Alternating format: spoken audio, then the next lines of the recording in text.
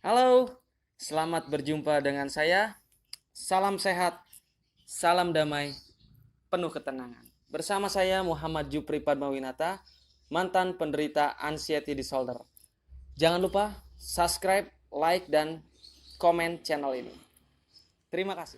Oke, pada kesempatan kali ini saya akan menceritakan sedikit perjalanan atau sebuah penderitaan mengalami gangguan kecemasan atau ketakutan yang amat panjang hingga terpuruk selama kurang lebih 10 tahun. Cukup lama bukan?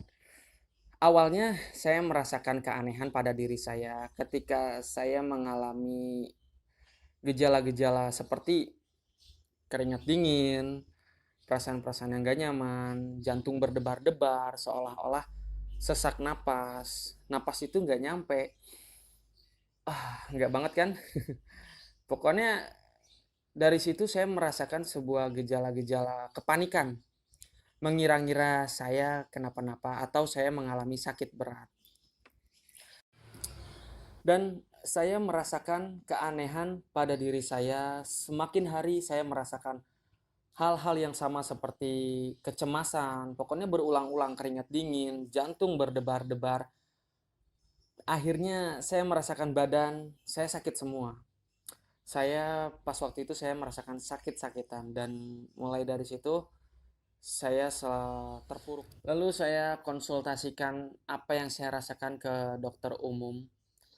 Lalu saya diberikan obat asam lambung, diberikan vitamin, dan obat pereda nyeri pada waktu itu. Dan saya terus konsultasi kepada dokter yang sama selama berbulan-bulan. Banyak rumah sakit yang saya datangin, rumah sakit di daerah Tangerang khususnya. Saya berjumpa dokter spesialis dalam sampai saya medical check up. Saya cek jantung saya, paru-paru, sampai saya sempat endoskopi karena perut saya sakit dan rasanya sesak. Tapi hasilnya semuanya positif, nggak ada penyakit yang ibaratnya memberatkan diri saya. Saya hanya asam lambung yang berlebihan, itu saja. Oke, di kala itu saya menemukan masalah besar ketika saya gagal berumah tangga atau menghadapi sebuah perceraian. Waktu itu saya mengalami gangguan kecemasan dan gangguan mental saya semakin menjadi. Kecemasan dan rasa takut yang teramat. Muncullah rasa panik ketika saya dalam perjalanan ataupun berdiam diri di rumah. Rasa panik itu muncul ketika saya berangkat perjalanan mau ke tempat kerja. Saya merasakan sebuah kepanikan yang amat panik. Mulai dari situ saya merasakan gak nyaman dan saya sakit. Pada akhirnya saya memutuskan untuk mengundurkan diri dari perusahaan di mana saya bekerja. Kalau nggak salah pada tahun 2008 atau 2009.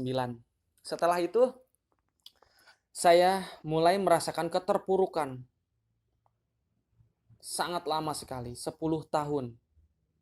Di mana 4 atau 6 tahun saya terbaring di tempat tidur. Karena tidak bisa berbuat apa-apa. Karena saya merasakan kecemasan dan sakit pada kepala, perut sesak, dada nyeri, kaki kesemutan, tangan dingin, dan ditambah keringat dingin yang gak nyaman banget. Mulai saat itu saya merasa panik, merasa takut dan saya memilih berbaring selama bertahun-tahun. Saya takut untuk keluar rumah, berkendara, mendengar kegaduhan atau di tempat keramaian. Bahkan untuk berdiri ke kamar mandi, ke kamar kecil aja, takutnya setengah mati. Bahkan saya takut mandi selama 3 atau 4 tahun. Saya takut mandi, tapi tubuh saya dilap basah aja, itu pun di atas tempat tidur.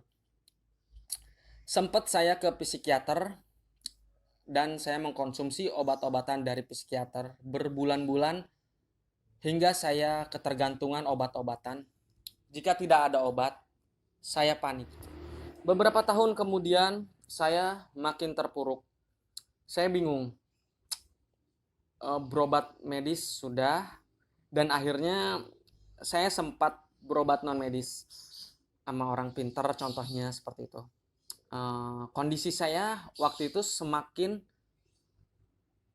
takut dan semakin terpuruk, sampai ada salah satu orang pintar yang berbicara umurnya nggak lama lagi. Waduh, otomatis saya semakin takut. Lalu saya pernah dibawa ke panti rehabilitas orang-orang dengan gangguan kejiwaan. Saya disatukan dengan orang-orang yang gangguan kejiwaan di sana. Di situ saya merasa sedih dan pasrah. Sebenarnya aku nggak gila. Dan pada akhirnya saya kembali ke rumah. Pulang dari setelah beberapa hari saya nginep dari rumah sakit kejiwaan. Begitu dahsyatnya, karena minim pengetahuan waktu itu, belum tahu yang namanya anxiety disorder, dan keluarga juga gak tahu sebenarnya saya tuh menderita apa dan sakit apa. Pada suatu hari saya menemukan sebuah channel di YouTube yang membahas tentang gangguan kecemasan atau anxiety disorder. Dan pada akhirnya saya mencari tahu informasi tentang hipnoterapi. Saya menemukan sebuah jalan kesembuhan, yaitu hipnoterapi. Dan ternyata ada di dekat daerah saya di Tangerang. Ada di daerah saya, disitulah saya didiagnosa Generalizer Anxiety Disorder ataupun GAD. Saya menjalankan hipnoterapi di sana.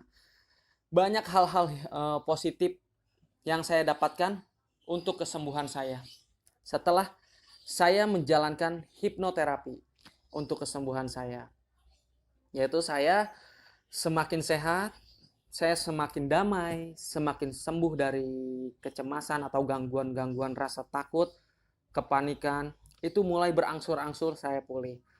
Dan saya sangat amat bersyukur bisa sembuh dari keterpurukan ini.